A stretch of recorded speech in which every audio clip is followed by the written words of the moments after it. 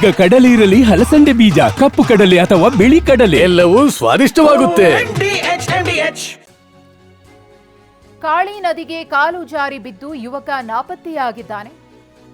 ಸೇತುವೆಯಿಂದ ಕಾಲು ಜಾರಿ ಬಿದ್ದು ಈ ದುರಂತ ನಡೆದಿದೆ. ಕಾರವಾರ ತಾಲೂಕಿನ ಸುಂಕೇರಿ ಬಳಿಯಾಗಿರುವಂತಹ ಘಟನೆ ಇದು.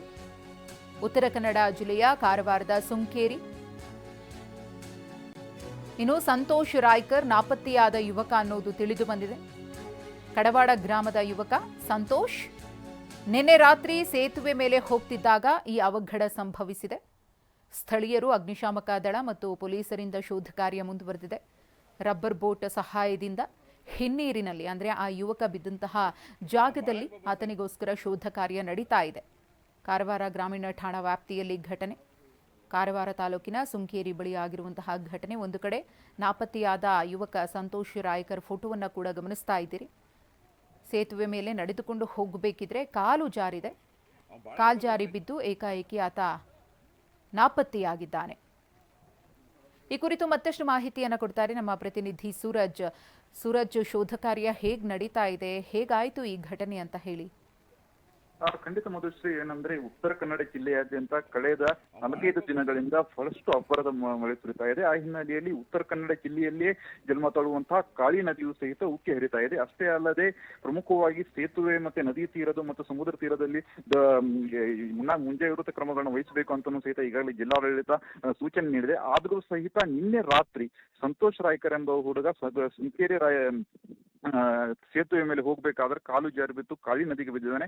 ಈ ವಿಷಯ ಬೆಳಗಿನ ಜಾವ ಜಿಲ್ಲಾಡಳಿತ ಗೊತ್ತಾಗಿದೆ. ಕೂಡಲೇ ಅವರು ಎಲ್ಲಾ ರೀತಿಯಂತ ಅಗ್ನಿಶಾಮಕ ದಳ, ಪೊಲೀಸರು ಮತ್ತೆ ಕೋಸ್ಟಲ್ ಗಾರ್ಡ್ ಅವರು ಎಲ್ಲರೂ ಸಹಿತ ಸೇರ್ಬಿಟ್ಟು ಇವತ್ತು ಶೋಧ ಕಾರ್ಯಾಚರಣೆ ಮಾಡ್ತಾ ಇದ್ದಾರೆ. ಆದರೆ ನದಿ ನೀರು ಉಕ್ಕಿ ಹರಿಯುತ್ತಿರುವ ಹಿನ್ನೆಲೆಯಲ್ಲಿ ಅಲ್ಲಿ ಶೋಧ ಕಾರ್ಯಕ್ಕೆ ಬಹಳಷ್ಟು ಅಡ್ಡಿಪಡಿಸ್ತಾ ಇದೆ. ಅಷ್ಟೇ ಅಲ್ಲದೆ ಮಳೆ ಅಬ್ಬರವೂ ಸಹಿತ ಮುಂದುವರೆದ ಹಿನ್ನೆಲೆಯಲ್ಲಿ ಮೃತದೇಹ ಇನ್ನೂ ಸಿಗುವುದಕ್ಕೆ ವ್ಯಕ್ತಿಸುವಂತ ಸಾಧ್ಯತೆಯೂ ಇದೆ. ಆ ಹಿನ್ನೆಲೆಯಲ್ಲಿ ಹೆಚ್ಚಿನ ಕಾರ್ಯಾಚರಣೆಯನ್ನು ಮಾಡುವುದಕ್ಕೂ ಸಹಿತ ಜಿಲ್ಲಾಡಳಿತ ಮುಂದಾಗಿದೆ ಅಂತ ಸಹಿತ ಮಾಹಿತಿ ಬರ್ತಾ ಇದೆ. ಆ ಹಿನ್ನೆಲೆಯಲ್ಲಿ ಇನ್ನಷ್ಟು ಸಮಯದ ಬಳಿಕ ಯಾವ ರೀತಿಯಂತ ಕಾರ್ಯಾಚರಣೆಯನ್ನು ಮಾಡ್ತಾರೆ ಎಂಬುದನ್ನು ಸಹಿತ ಕಾದು ನೋಡಬೇಕಾಗಿದೆ. ಯಾಕೆಂದ್ರೆ ಸುಂಕೇರಿ ಕೆರೆ ಸೇತುವೆಯಿಂದ ಕೆಲವೇ ಕಿಲೋಮೀಟರ್ನಲ್ಲಿ ಸಮುದ್ರಕ್ಕೂ ಸಹಿತ ನದಿ ಸಂಗಮವಾಗುವುದರಿಂದ ಬಹಳಷ್ಟು ವ್ಯತ್ಯಯ ಆಗುವಂತ ಸಾಧ್ಯತೆ ಇದೆ ಅಂತ ಹೇಳಲಾಗ್ತಾ ಇದೆ. ಮಧುಶ್ರೀ, ಧನ್ಯವಾದ ಸೂರಜ್ ತಮ್ಮ ಮಾಹಿತಿಗಾಗಿ.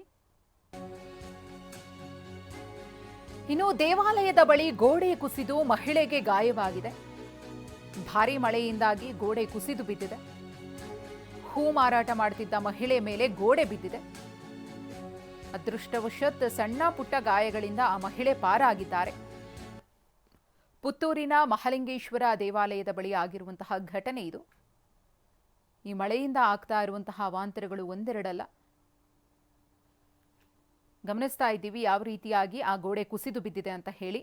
ವಾಹ್, ಯಾಕೆ ಈಗ ಬಂತ ಸ್ವಾದ? ಖಂಡಿತ ಈಗ ಬಂತು ಅಸಲಿ ಸ್ವಾದ. MDH chunky chaat masala life ಅಲ್ಲಿ ಅಸಲಿ ಸ್ವಾದ ತರುತ್ತೆ. ಅಸಲಿ ಮಸಾಲ, ಎಸ್ ಎಸ್ MDH.